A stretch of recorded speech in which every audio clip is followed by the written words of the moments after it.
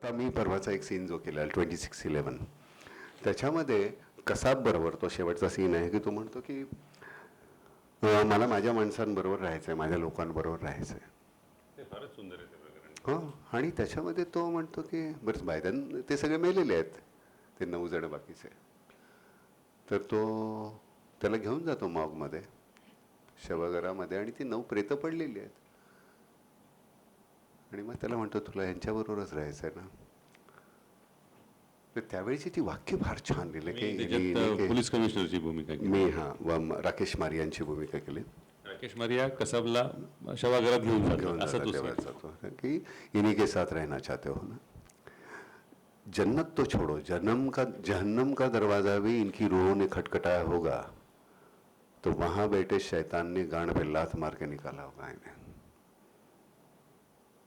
अब रूहें यही कहीं भटकती होगी, मैं तो नहीं देख पाता, तुम्हारे अपने देख लो, शायद तुम देख पाओगे, पूछो उनसे, शायद अब समझ गए होंगे जिहाद क्या होता है. 41 बार जिक्र आया है जिहाद का पाक किताब में, उसके बावजूद भी तुम लोग नहीं समझे. तुम क्या समझते हो? कुरान सिर्फ तुम्हारे आका ने और तुमने पढ़ी है, हम सब जाहिल हैं, हमें कुछ मालूम नहीं.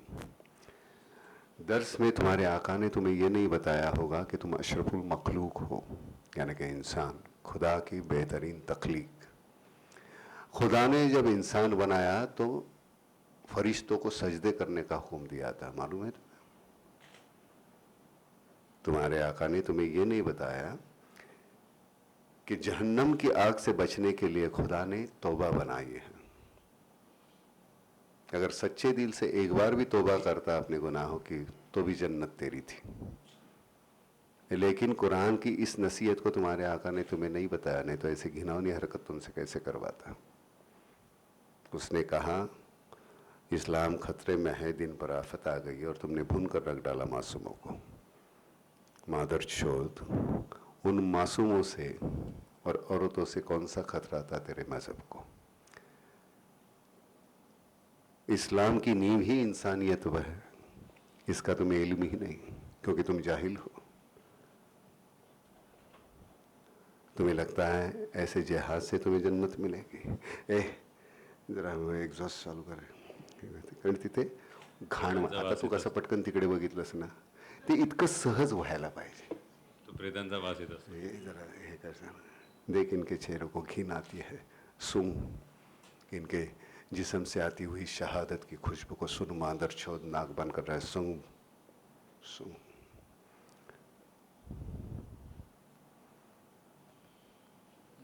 तुम्हारे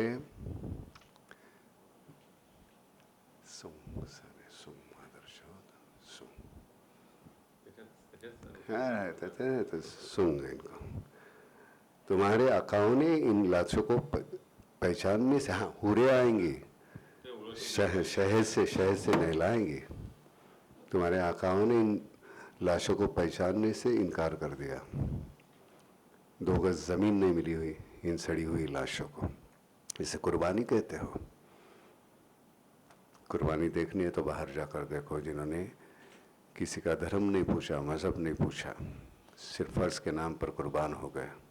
पूरी दुनिया रो रही है उनके लिए, आंखों में आंसू है, उसे शहादत कहते हैं. बड़ा खुश था जब तुम्हारे आका ने इस काम के लिए तुम्हें चुना.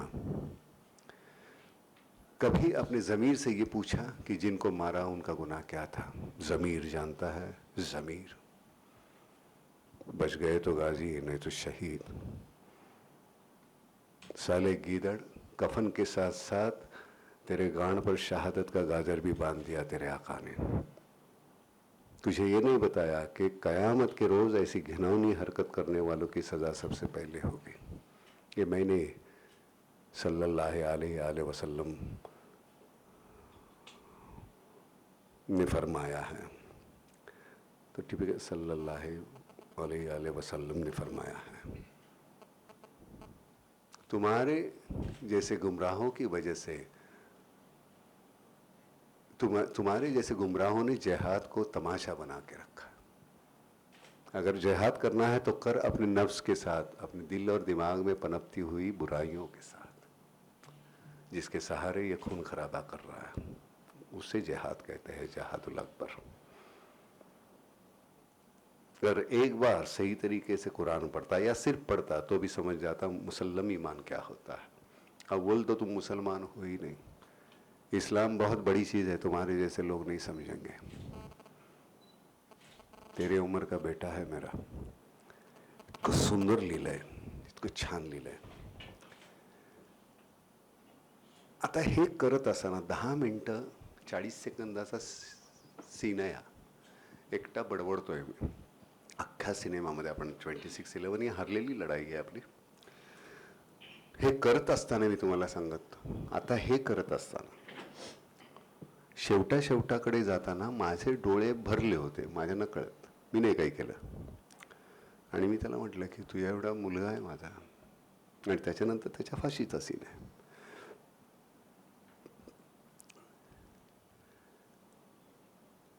रामू मला म्हणतो की मला माहितीच नाही हे तू काय केलंस। म्हटलं मलाही माहिती नाही।